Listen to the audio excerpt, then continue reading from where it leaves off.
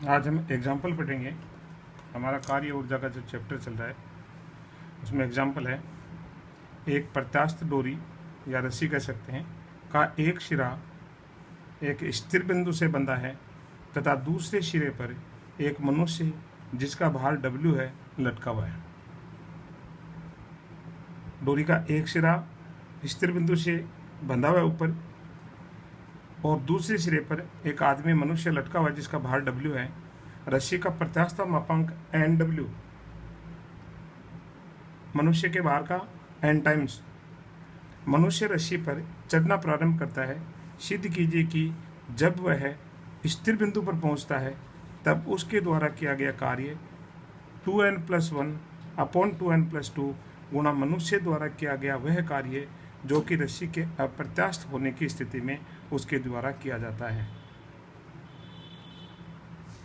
रस्सी यदि अप्रत्यास्थ है तब जितना नीचे गहराई तक मनुष्य लटका हुआ है प्रत्यास्थ डोरी की स्थिति में, प्रत्यास्थ डोरी की स्थिति के अंदर डोरी की स्वाभाविक लंबाई भी है और जब मनुष्य उससे लटक गया तो उसमें विस्तार हो गया और लटक करके वो नीचे साम्यावस्था में जब आ गया, विरामावस्था में आ गया, तो उस समय जो लंबाई डोरी की कुल लंबाई है, जैसे मान लीजिए स्वाभाविक लंबाई L है और विस्तार उसमें A है तो L+A लंबाई हो गई।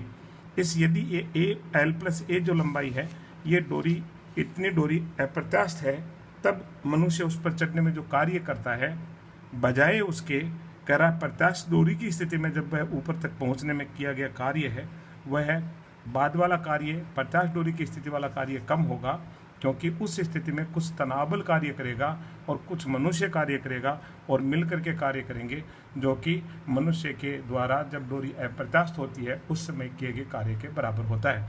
तो हमें यह सिद्ध करना है कि जब डोरी प्रत्यास्थ है तब मनुष्य द्वारा किया गया कार्य, मनुष्य द्वारा जब डोरी अप्रत्यास्थ है तब किए गए कार्य का 2n+1 अपॉन 2n+2 टाइम्स होगा।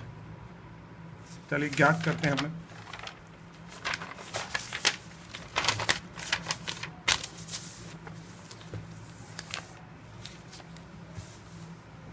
सॉल्यूशन।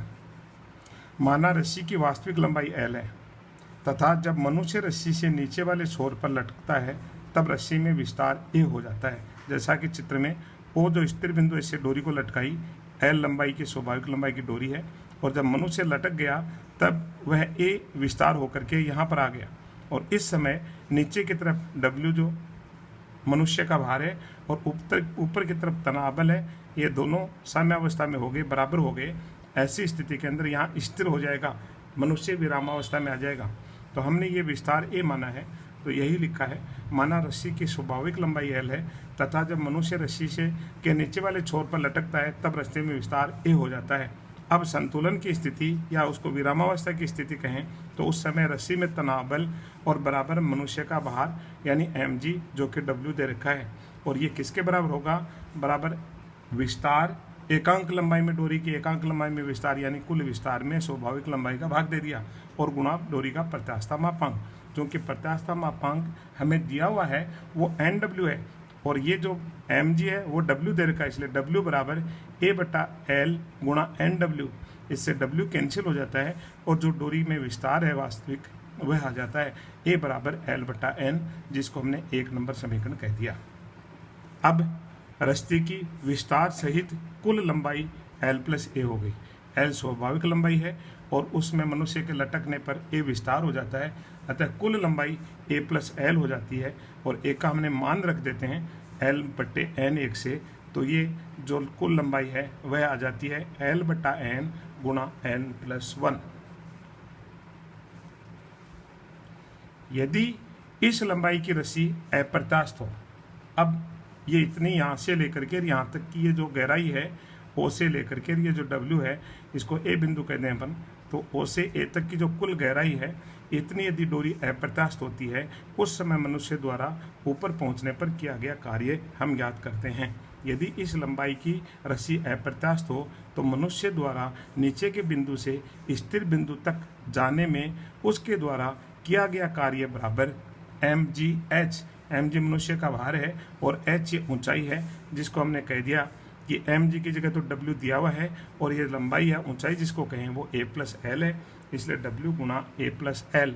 ए का हमने मान पुट कर दिया, ए बराबर या ए प्लस एल का ही मान रख दिया हमने, ऊपर निकाल रखा है एल बट्टा एन गुणा एन प्लस वन, तो एल बट्टा एन गुणा एन प्लस वन गुणा W, ये इसका मान आ गया। ये व्यक्ति द्वारा उस समय किया गया कार्य है जब डोरी अप्रत्यास्थ हो और एल प्लस ए लंबाई की हो, तब मनुष्य नीचे के छोर से ऊपर स्थिर बिंदु पर पहुंचता है, तब उसके द्वारा किया गया कार्य है। जब रस्सी प्रत्यास्थ है तब रस्सी को एल प्लस ए लंबाई तक खींचने में किया गया कुल कार्य। अब रस्सी प्रत्यास्थ है तो एल लंबाई से एल प्लस ए लंबाई तक उसे खींचे हम, तो कुल किया गया कार्य यानी तनाव बल द्वारा किया गया कार्य बराबर होगा डोरी में विस्तार गुणा प्रारंभ व अंत में तनाव का माध्य। शुरू में तनाव बल कितना है और अंत में तनाव बल कितना है, दोनों के माध्य को हम विस्तार से गुणा करते हैं, तो प्रत्यास्थ डोरी के में यदि विस्तार किया जाता है तो उस किए गए विस्तार के कारण से प्रत्यास्थ तनाव बल द्वारा किया गया कार्य आता है।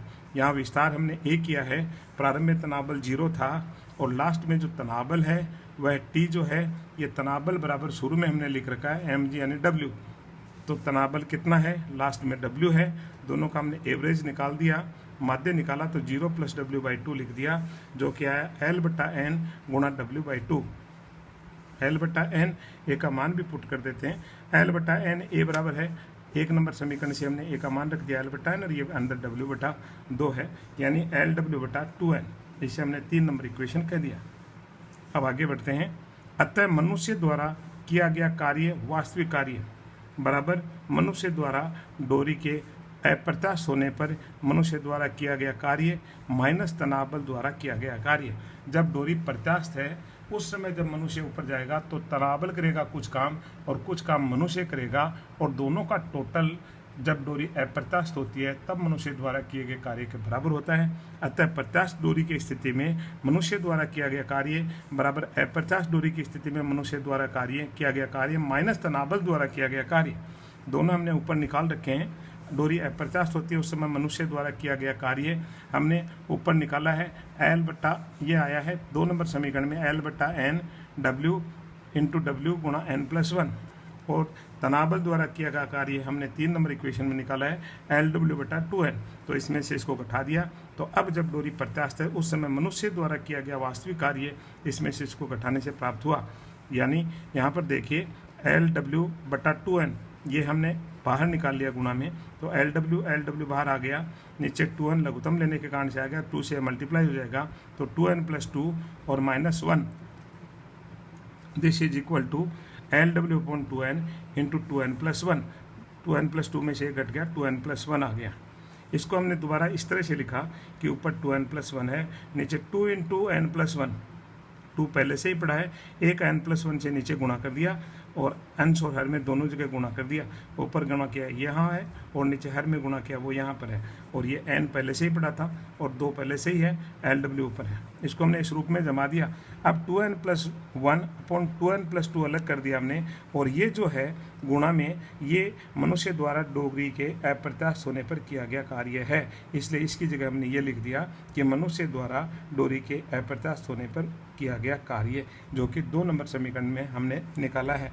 अतः प्रत्यास्थ डोरी होने की स्थिति में मनुष्य द्वारा किया गया वास्तविक कार्य बराबर 2n+1 अपॉन 2n+2 गुणा मनुष्य द्वारा डोरी के अप्रत्यास्थ होने पर किया गया कार्य है, और यही हमें सिद्ध करना था।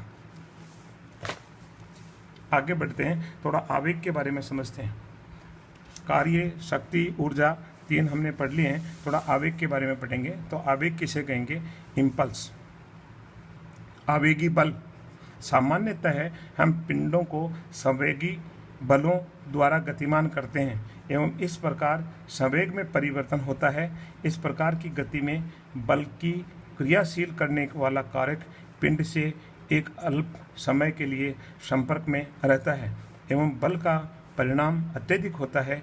बल के इस क्रियाकाल में पिंड का विस्थापन नगण्य माना जाता है। उदाहरण के लिए हथौड़े का आघात, जैसे हम घंटी पर हथौड़े की चोट मारते हैं तो बल तो बहुत भारी होता है और लगता कुछ सेकंड के लिए है, इसे ही हम इम्पल्स कहेंगे।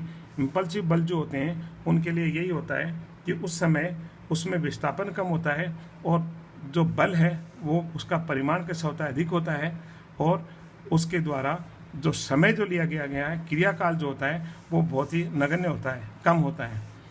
इसलिए इसको हमने इस उदाहरण से समझाने की कोशिश की है कि हथौड़े का हम आघात मारते हैं, कहीं भी चोट मारते हैं, वो ऐसे बलों को आवेगी बल कहा जाता है, एवं बल का पूर्ण असर उसके आवेग तथा संवेग में उत्पन्न हुए परिवर्तन से नापा जाता है। संवेग में परिवर्तन होता है, उससे इसको आवेग को मापते हैं हम। यदि बल F को डेल्टा t समय के लिए लगाया जाता है तो आवेग बराबर होता है बल गुणा समय। बल F है, डेल्टा t समय के लिए लगाया है तो ये आवेग के बराबर होता है, बल गुणा समय होता है।